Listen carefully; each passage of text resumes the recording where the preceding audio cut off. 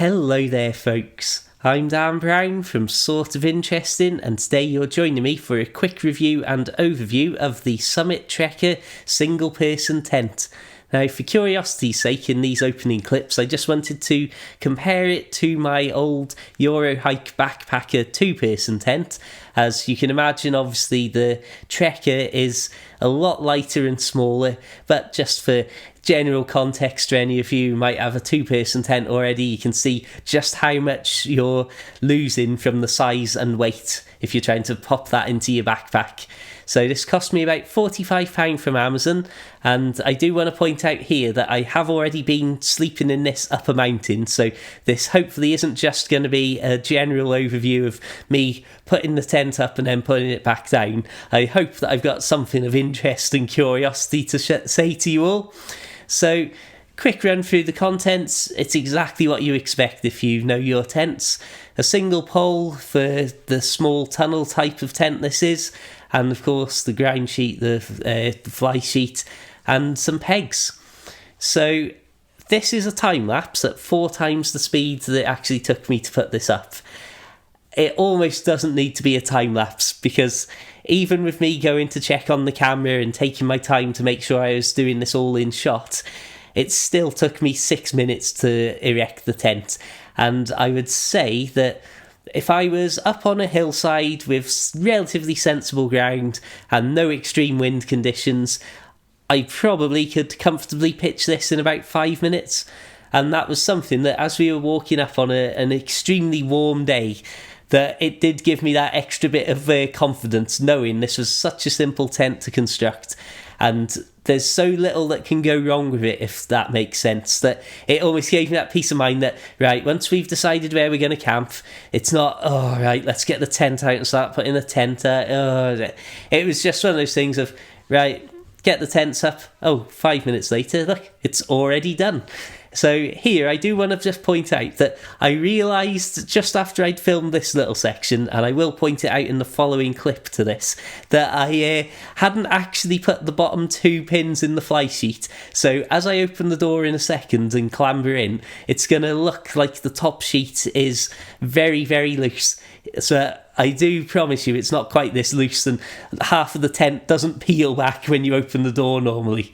So you can see here, in absolutely optimal conditions on a lawn with not a breath of wind in the air, it goes up really well, pulling everything nice and tightly. It's got a relatively solid structure, well, as solid as a tent can be, and those are the pins that I've got to put in that opening time lapse there. But you can see, once they're in and pulling everything tight, it's exactly what you would expect, basically. Hugs the ground nicely, and there's nothing that's going to be flapping around too wildly in the wind at night, other than obviously the whole of the tent itself. Anyway, I'll try and keep this as a sensible video. So I'm going to pop myself in here now, and this, I think, is probably one of the biggest drawbacks to a tunnel tent, or a single person tunnel tent. Now, I do have certain weird issues with sleeping and noise and stuff, but obviously in a tent on a mountain you're expecting a bit of rustling, maybe some wildlife, and if there's any wind, then obviously you're expecting this to flap around very noisily all around your head. So just as I pop in here, I wanted to point out the little porch area here. And with my boots in it, you can see it's a very minimal space that we've actually got to store stuff underneath the fly sheet, but not inside the main body of the tent.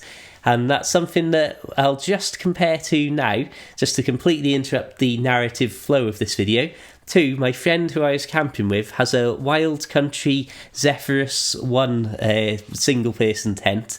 And you can sort of see from here that it's got a much wider section in the middle, with the pole giving it that rigidity, and that means that he can put his bag and a lot more stuff under the little porch area beneath the fly sheet, but again keeping that outside of the main area for sleeping inside the tent. So you can see little me here giving you a general idea that exactly as you would probably expect with a tent like this.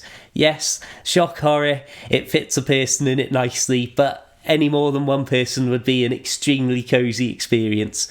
And just to see from the inside, this is the point of view action shot of closing the doors here.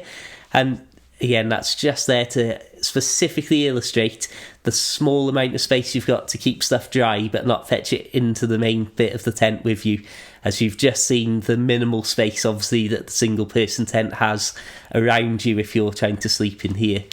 So yeah, the only thing I would say sort of negative overall on this tent, before I show you a few clips of it out and about in suboptimal conditions on a mountaintop, the only thing I'd say is you've got a certain sort of element of unfinishedness about some bits of it. And there is that, I hate to use terms like this, but there is a slightly lower quality feel. Like comparing this to my friend's tent that retails for about £200 that I've seen on offer for about 140, you can tell that his is the more expensive premium tent compared to mine.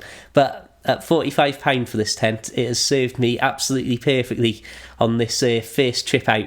So you can see here the tent has not got quite the solidity that it had when it was pitched in the garden.